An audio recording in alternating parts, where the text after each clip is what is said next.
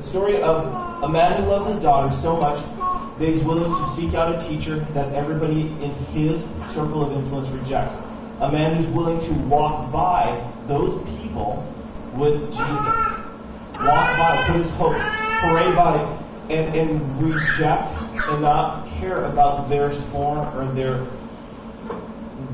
looking down on him for walking with Jesus, for bringing Jesus. This is a story of a man so desperate to bring his daughter, and he puts his faith in Jesus to do that. And it's the story of Jesus meeting the needs of Jarius, because Jarius has a need for his daughter to be healed. That's a real need. Jarius also has a need to be freed from religion. Jarius has a need to be freed from the shackles that come from caring about his peers, his co-workers, his religious pals, what their view of him and their view of God. He needs to be freed from that. And Jesus chooses to take this opportunity to do that. Because Jesus could have healed her from all the way back in the crowd. A few chapters back in Luke, we see Jesus heal somebody from afar. The centurion has a servant that's sick. Jesus doesn't even build a house and he heals him. Jesus could have pushed his way through the crowd.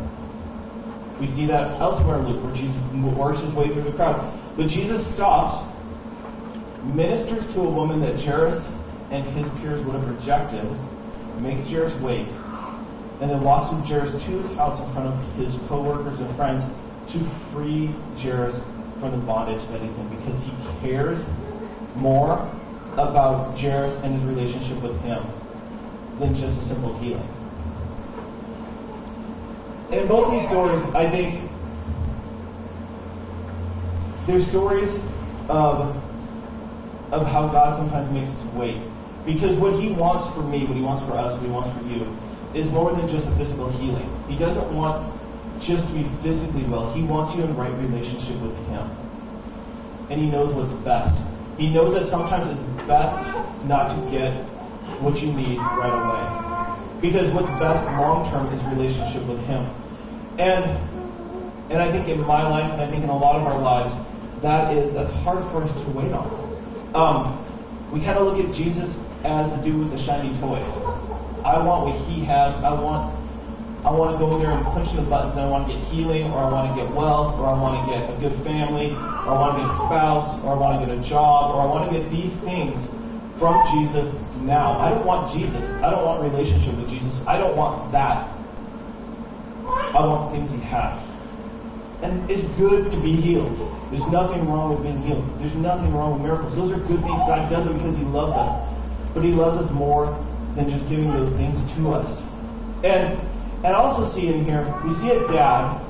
So speaking of dads in the room, or husbands in the room, or men, we see a dad who has a whole set of peers and a whole set of friends that he has to turn his back on for Jesus.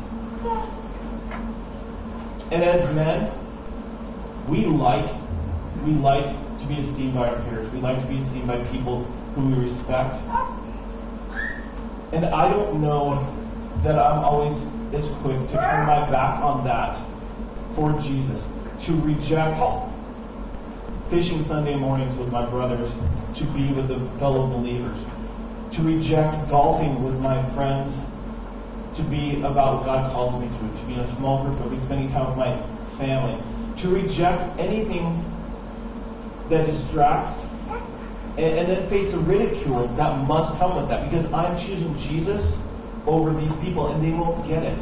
But here is a dad that does that. Here's a dad that loves his daughter so desperately. Here's a dad that puts his hope in Jesus and disregards those things.